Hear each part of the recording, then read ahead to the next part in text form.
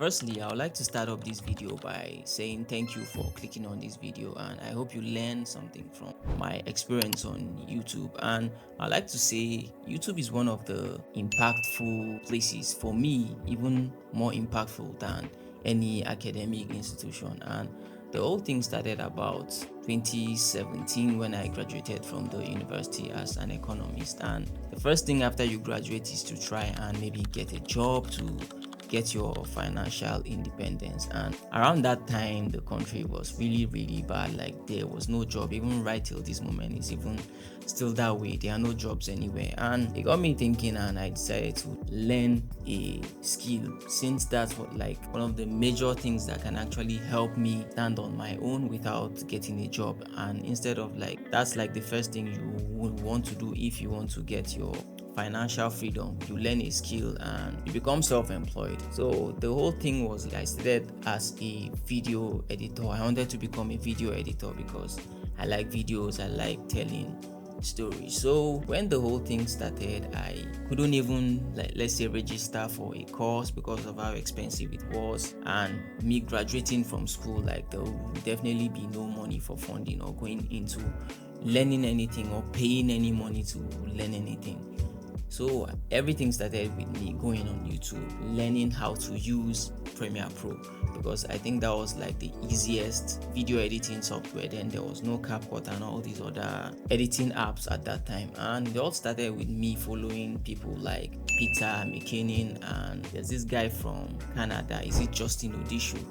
Yeah, I think those are the people that actually helped my video editing journey, and it has actually been an amazing journey. I started from scratch with no experience on any video editing skill, and I had a friend, Maurice, that is actually a very good video editor. Like, when I got stuck, he actually put me through, and along the line I actually, like, pick up the skill and I started editing for people. I started editing music videos for my friends. I started editing Instagram videos, covers for my friend, and I grew in that whole video editing space and actually became better at it. And it's one of the things that actually led me into learning most of the skills that I have right now. And after the whole video editing journey for me, I decided to add another skill to it.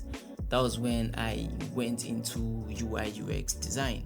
And I've always been somebody that has serious passion for design. And aside the whole video editing stuff, design is one thing that I find very interesting, very expressive, and is a way of, like, art, or let's say digital art. You become expressive when you are a designer. And so I went into learning UI UX design because I didn't want to use Photoshop, because I don't know how to use Photoshop, because Photoshop was kind of a bit complicated for me. So I actually looked for a software that can actually help me, which is Figma. That was how I got into UI UX design. I learned Figma not even knowing Figma was a tech tool, or let's say build apps, design softwares and all.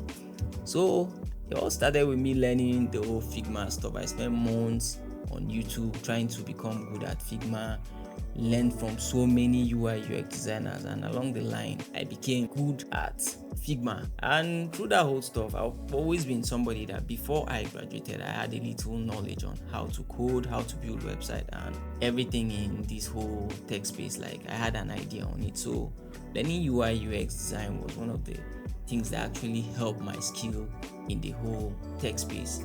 Like, I got to learn a lot of things about coding, web developing. The whole tech space, like, was very easy for me to navigate because I had passion for UI UX design. There are so many things that I've actually learned from YouTube, and I can actually tell you that everything that I know today, I learned it from YouTube. I've never paid a dime on learning any course or learning anything, like paying money to learn a skill. I've never done that before. That is why I actually advise people to go on YouTube. There is everything you need to learn on YouTube, and anything you learn by yourself is very stressful, it's very difficult. I won't lie to you, it's very difficult to learn things by yourself. But when you learn it by yourself, like, you value that particular skill more, you even enjoy it more, you get more passion while you are even learning it by yourself. you take it more serious, because the way things are actually going right now is actually you having a skill is one of the major things that you can do for yourself. And the one of the good thing about me being a YouTuber now, it takes away lots of pressure for me. Like, for example, if you like create a video, imagine you spending 7 hours and posting a video on Instagram. The first thing that comes to your mind is how many likes do you have, how many views do you have. On YouTube, it's not like that. YouTube is kind of like you get this peace of mind, you're patient with the system. You know that okay, even in the next 2 to 3 years, that video will definitely do well with time. Unlike Facebook, unlike maybe Instagram and some of these TikTok and other social media platforms, the pressure of you trying to get validation from other people is really, really serious and depressing then. And another thing I can tell you with YouTube is, let's say you spend 2 hours on YouTube and you spend 2 hours on Instagram. Which of these platforms do you think will be more impactful in your life?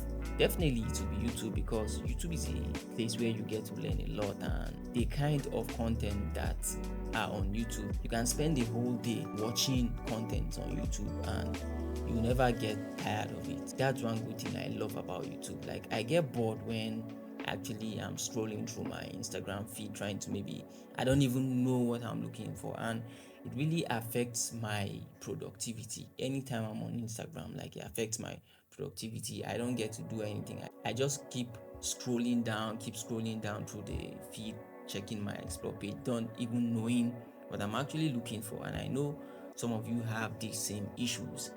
But the good thing about YouTube is any content you watch adds something to you.